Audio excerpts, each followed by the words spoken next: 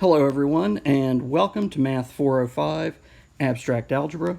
I'm your professor Danny Klein, and this is going to be our first video lecture for the course. I'll be making these regularly and posting them to Moodle, and if you have any questions, obviously you can't ask them to me on the video lectures, but you can contact me in our text chat or video chat if need be, or by email, and I will answer questions there. Okay, so to get started with, our first lecture is going to be on Chapter 0 of the course, which is basically an introduction to proofs. So as all of you have had Math 260 already, this should be familiar to you in some sense, although what we're going over will be a little bit different than what you have done before. So we're going to be talking about proof methods, but those specifically dealing with abstract algebra. If any of you have had my number theory class before, some of what you'll see in this will be even a little bit more familiar, but if not, it's no big deal. I'll be going over everything in detail. So to start out with, our first video here is on Chapter 0, Section 1, which is on the well-ordering principle. And to start off with, let's look at the well-ordering principle at the top of your screen. And it says any non-empty set of positive integers has a least element. Now, you will notice that that is a statement, well, maybe it's a little bit hard to interpret, so let's think about what it means. It means if we have a list of positive whole numbers, then there's going to be some number in that list that's smaller than all of the other numbers. Okay, so any group of, and here I say group just in the general term, we'll have a special definition for a math group later on in this class, but any set of positive integers has to have a smallest number. And what that, if that seems to you to be a little bit obvious, well, there's a reason for that. And that is this well-ordering principle here that we're talking about is what we call an axiom. Okay, so, and what it means for something to be an axiom is an axiom is a statement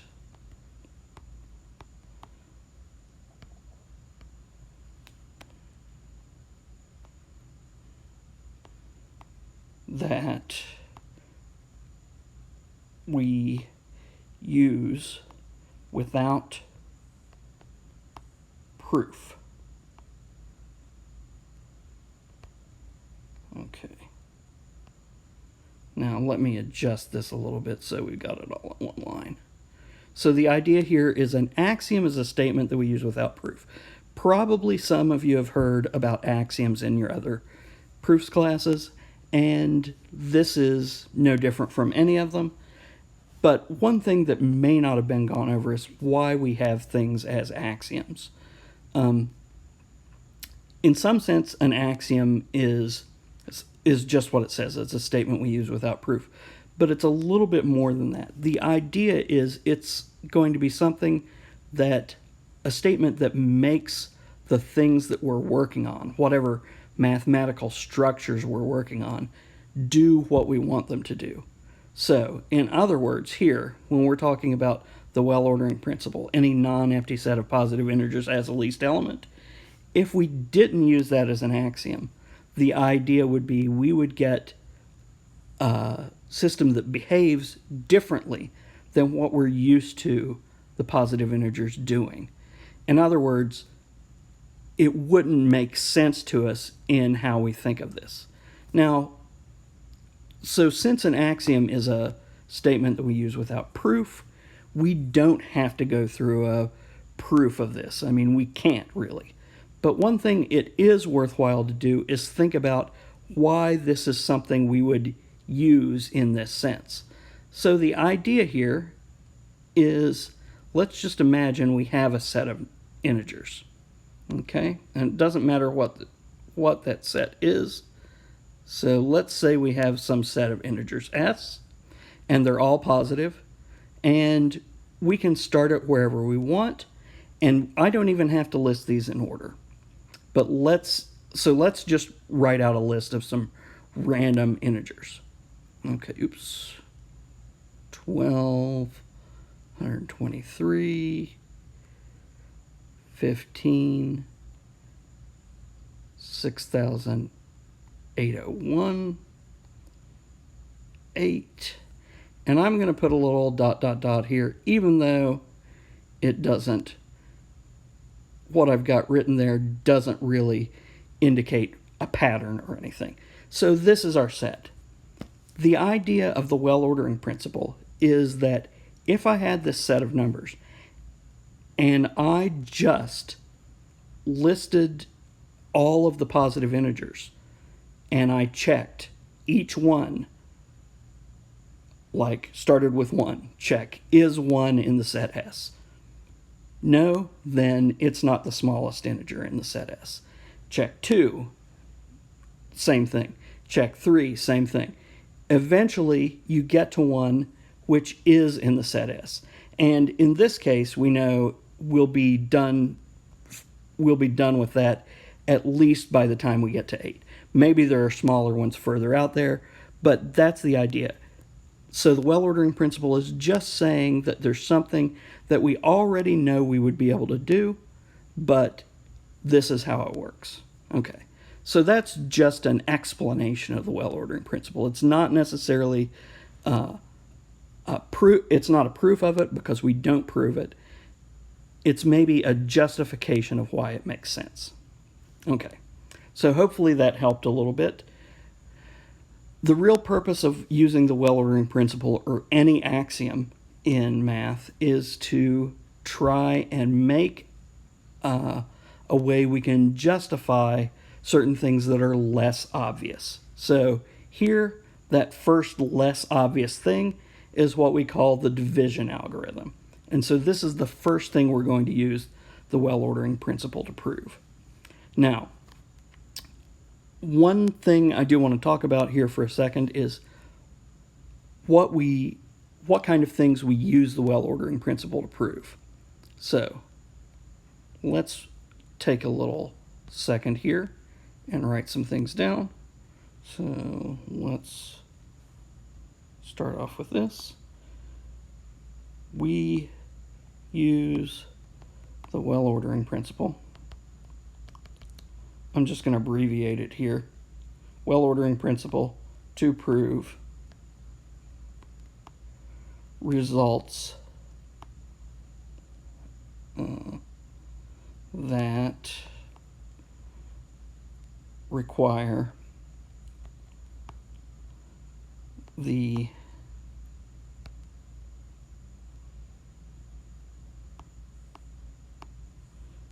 existence of a certain finite integer value.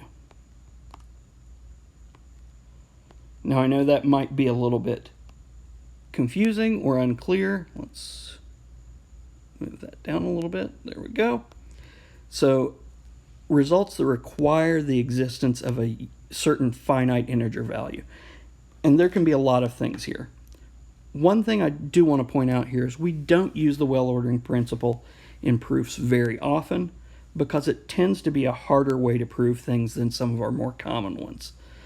But what that means is usually when we have to use it, we use it in early proofs in order to get things that we'll be able to use much more easily later on. And the division algorithm is an example of that.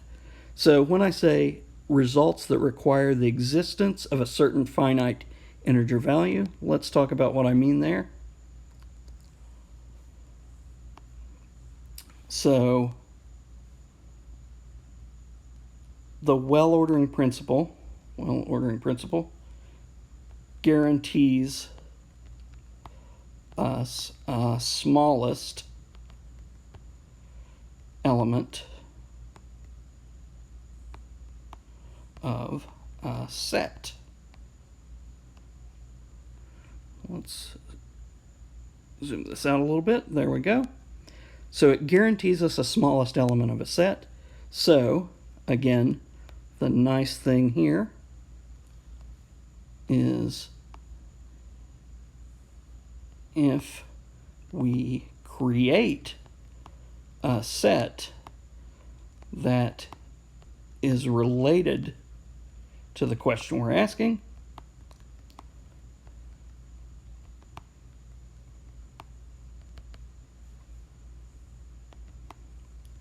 we create a set that's related to the question we're asking, we can find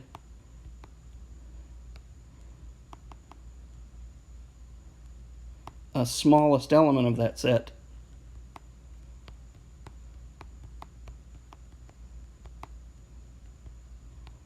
which can be the value whose existence we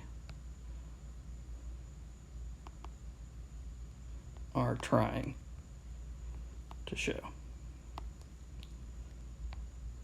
So the upshot of this is the kind of proofs that the well-ordering principle is used for are proofs where we say a certain value exists, certain value or values exists.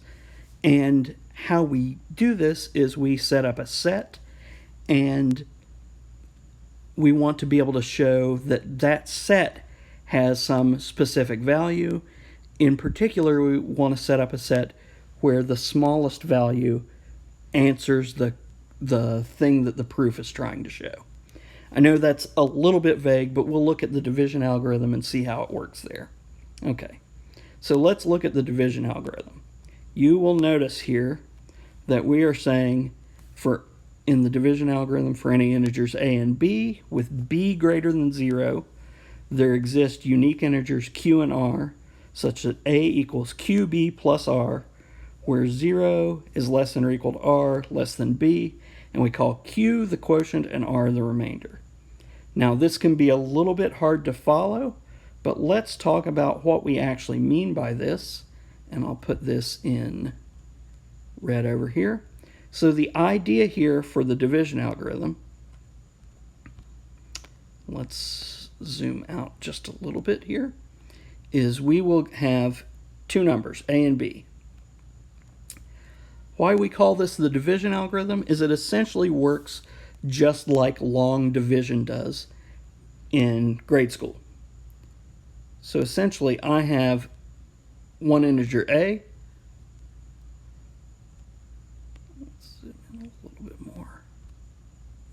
One integer a, another integer b. I divide a by b, I get a quotient q, and if I repeated subtract, I get a remainder r. So this is why we call this the division algorithm. This long division that we do here is exactly the same as this equation that we wind up with here. In other words, if I say I take a divided by b and I get a quotient q and then a remainder r, that's the same as saying if I multiply b by q, I get almost all of a with just r left over. So this is the idea of what we're doing with the division algorithm. So we call it the division algorithm because it's essentially working like long division. So that's the idea here. Now, because this is an early result that we're looking to prove here, as with a lot of early results, we have to use some more basic machinery. In other words, axioms, and in this case, the well-ordering principle is where we go. So let's start off by doing a proof here, and this can be an illustration of how you can use the well-ordering principle to prove a result. So here I'm going to start with a proof here, and zoom in here. So let's start off here. Okay, so let's just start off by stating this. And you wouldn't necessarily know this. You wouldn't necessarily know this to start with, but we're going to use the well ordering principle. And once we do that, we're going to be able to say some of the things we need to be able to do. So if we want to use the well ordering principle, let's look at what we need. In order for the well ordering principle to apply, we need to start out with a non-empty set of positive integers. So I need to make a set of positive integers. So that's what I'm going to do here. Let's scoot that back just a little bit. And so what I'm going to do is start out with a set S. Let our set S be a set of positive integers. Let's find the curly braces there. Oops. There we go. And what we're going to do is make a set of positive integers here. So what I'm going to do here is essentially relate this thing, to this statement that we've got here, this statement that we've got right here, A equals QB plus R. So that's what I'm looking for. And I want to find something, a way to show something exists. Well, here, the thing I really have the restrictions on is R. So I want my set, essentially, to be describing values of R. And if I want to find values of R, essentially I want to rearrange this equation for R. And so let's go, let's go back in here. And let's go back here. And so we'll notice A equals QB plus R. So if I'm just finding the R values, I should take A minus QB. But here I want a specific value for Q, so just to avoid that, I'm going to call this KB. And then such that A minus KB, KB is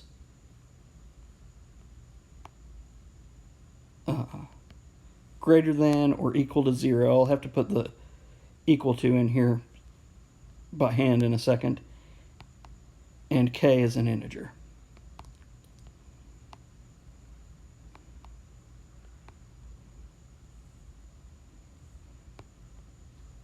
There we go. Okay. So now let me do what I promised to do here. Let's zoom in. Let's put in the less than or equal to sign, greater than or equal to sign here. So what this is a set just like the type of set we were looking for, right? We have a set of positive integers. We're forcing these to be positive. In fact, because we are forcing them to be positive, I don't need that equal to sign. So essentially here, I am making, hang on. In this case, we actually do want this to be non-negative rather than positive.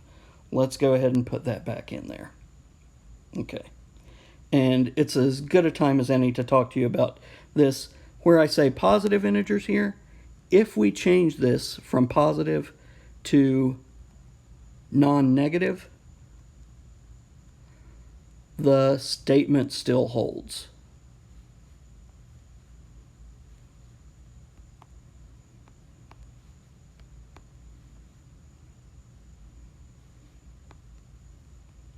The statement still holds.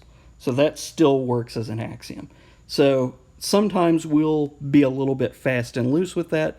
You can convert one to another, but we're just going to go ahead and treat this as non-negative for now. Okay. So here I'm going to say I have this set of numbers. Because of the way I've set them up, I'm only taking numbers that are greater than or equal to 0. So I know I've got this kind of set. Also, I know if I pick whatever A is, no matter whether it's negative or positive, I can pick some k value that is appropriate to get positive numbers. I know that this is non-empty.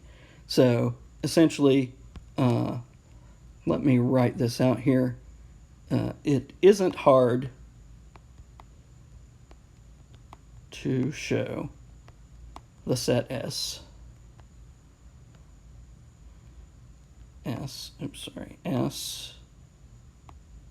is non-empty. Okay. Oops.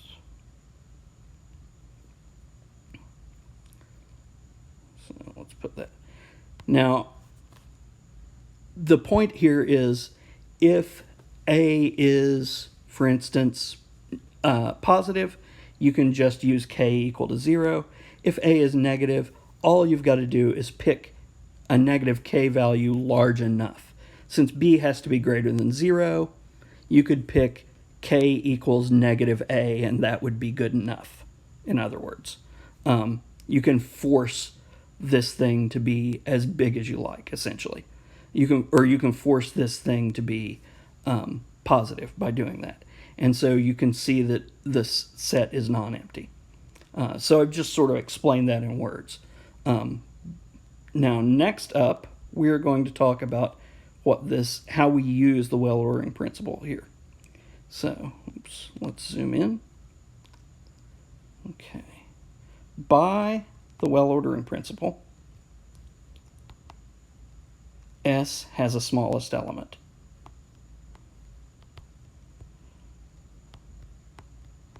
So we know that is true by the well-ordering principle. And as I mentioned before, this is true of a set of positive integers or a set of non-negative integers, and here we're using non-negative. So we know S has a smallest element. Let's go ahead and name that small. Well, let's actually look at two different cases about that smallest element. Okay. So let's zoom in again. So one thing you might do here is pause it and think, what would the two cases I would be looking at about the smallest element might be? So pause it for a second and see if you can imagine what those two cases would be. Okay, so if we're back, maybe you figured it out, maybe you didn't, but there are two cases. One case is the smallest element. So this is a set of non-negative integers, right? Everything is greater than or equal to 0. Our first case is our smallest element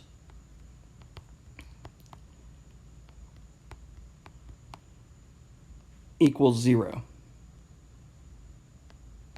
That is our first case. Our second case, well, is the other option.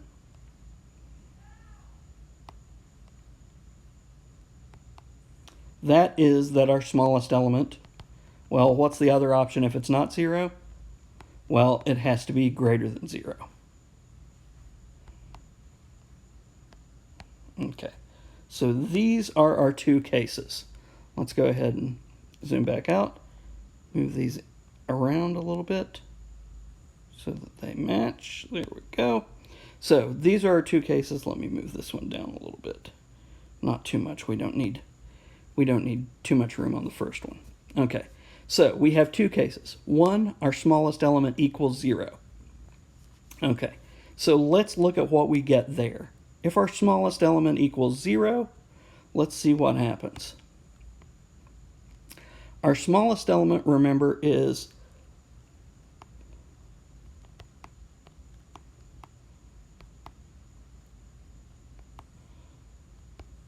this A minus KB. So we're saying that there is a K such that A minus KB equals 0. Okay, let's fix that up a little bit. Okay, and let's edit that because that should be a lowercase b. Okay, so there is a KB such that A minus KB equals 0. If that's true, then we could say A equals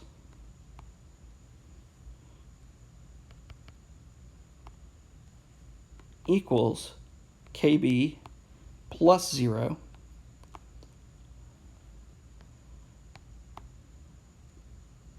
which gives us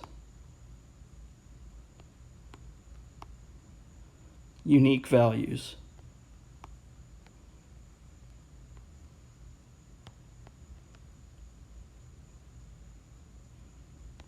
Hang on. Which gives unique values.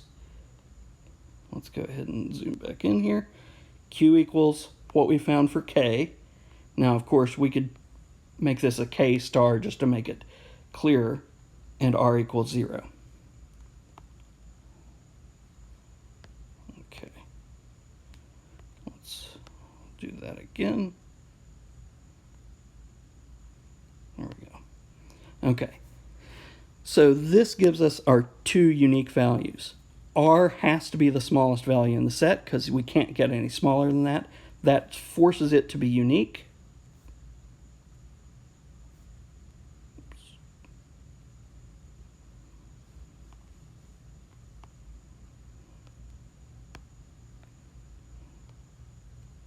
That forces it to be unique, and because K is related to A and B in this equation, there's only one value of K that we can get.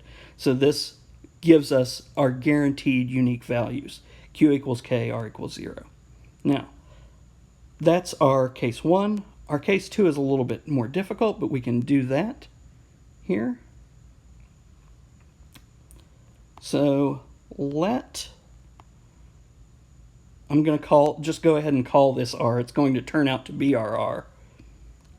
Be the smallest element of S.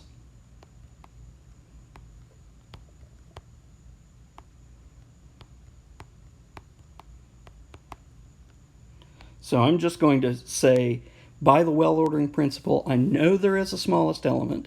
So right up here, by the well-ordering principle, S has a smallest element. So I'm just going to call that R here. We don't know at this point that it's the R that we're looking for. Of course it will be, but that's why we're picking this. So by the well-ordering principle, S has the smallest element. We're just going to call that R. Because all of the elements of S are A minus KB for some integer K, we can, oops, there we go, hang on.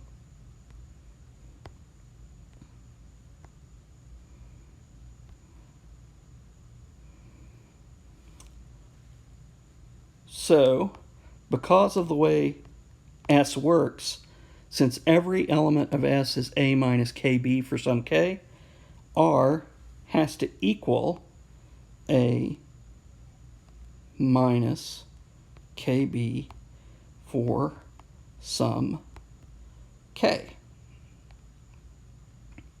And I'll even write it out, some integer K. Although we're only talking about integers, so it shouldn't be confusing, but there I'll write it out. So R equals A minus KB for some integer K. So what that tells us is that we have this R. This R value is unique. We only have one smallest element of S. So this R value is unique. K has to be the Q that we're looking for because this rearranges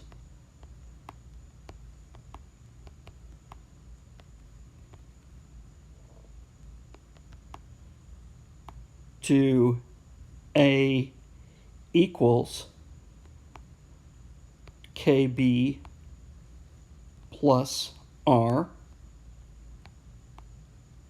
So K has to be equal to that Q value that we're looking for. Let me do it this right here, this way. Okay. So K here is going to be this Q value. K is going to be this Q value that we're looking for. So we're almost done, but there is one other thing we need to show about about Q and R. We had to show that they're unique. R is unique because it's the smallest element, right? R is unique because it's the smallest element of S. Because it's the smallest element, it has to be unique. K is unique because it's related to R by this equation, and you can't plug in two different integers to get the same value. So R and K are both unique. K is going to be the Q, but there is one other thing we want to do here, and that is to show that R is between 0 and B. We already know it's greater than 0, so what we have to do now is show that it's less than B. So how we do that is when we have a proof that we're working on something like this, and it's a little bit difficult to figure out how to do it, like how to show, given what little we know about R, how to show that it's less than B. One common way is what we call a contradiction. Try to prove this by contradiction. So let's do that here. I'll say that here. And let's go back out here. Okay. So I want us to try and prove this by contradiction. So what I want you to do again is pause this and think about how we would set up the contradiction here. Remember, we're trying to show that R is between 0 and B. We've got two cases. Our first case was R equals 0, right? This one up here, R equals 0. Down here, our other case is R greater than 0. Those aren't good. Let's try and make that 0 a little bit better. There we go. Okay. So we have our two cases. R equals 0, R greater than 0. So what we want to do is we want to show that this first case, R equals 0, we're clearly R between 0 and B, including 0. So this one is A-OK already, right? That one's good. The second one, we still need to show R is between 0 and B. In other words, R is less than B. So think about what you would have to do to prove this by contradiction. Pause the video and think what you would need to do to show R is less than B by contradiction. And when you've thought it through enough, go ahead and turn it back on and we'll talk about what we need to do. Okay, so if you're back, you might have figured this out. If I want to prove that R, since we want to show R is less than B, in order to do by contradiction, we want to suppose the opposite. Assume R is greater than or equal to B. I'll put the equal to in here by hand, again, because it does not allow me to do that symbol on the iPad. So here we go. R greater than or equal to B. Okay. So assume R is greater than or equal to B. So what happens then is we want to come up with a contradiction. And we don't have a whole lot of room to work with to make this contradiction. What we have is what we know about the well-ordering principle. And the well-ordering principle tells us that this set has a least element. And all we know about this R value that we're talking about here is that it is our least element. So, in other words, how we can make a contradiction here is by finding a smaller element in the set. That's our trick. Okay, so let's do that. If R, and I'll put the equal to here in a second, we'll say greater than or equal to B, then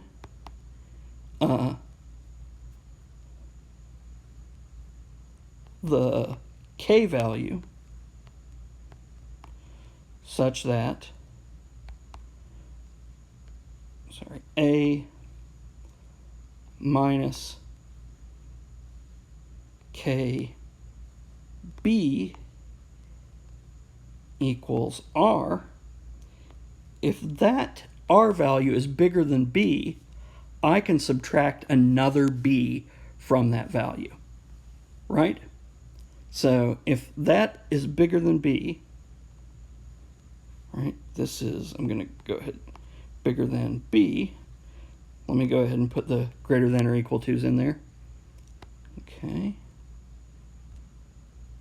So this is a greater than or equal to. This one is a greater than or equal to as well.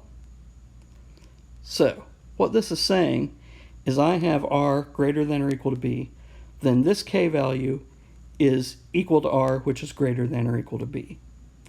What that tells me is I could subtract off another b from a minus kb. In other words,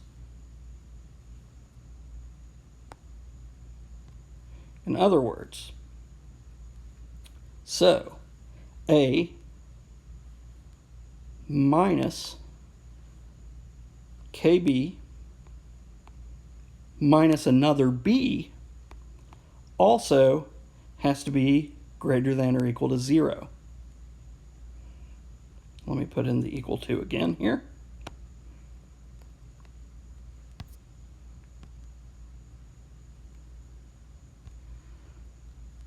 Let me put in the equal to there. So we get a minus kb minus b is greater than or equal to 0. In other words, if I continue on here, that means that a minus k, whatever, a little bit, plus 1 times b has to be greater than or equal to 0. And so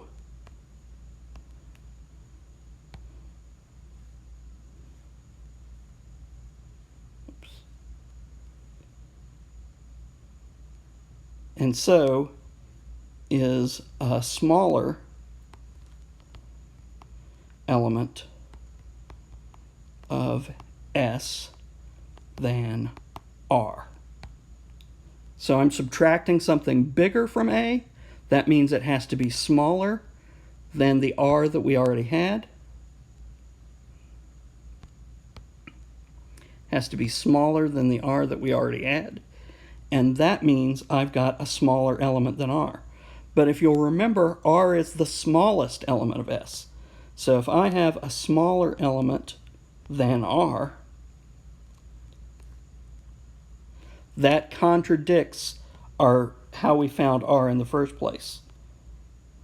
This contradicts, this contradicts that R is the smallest element of S.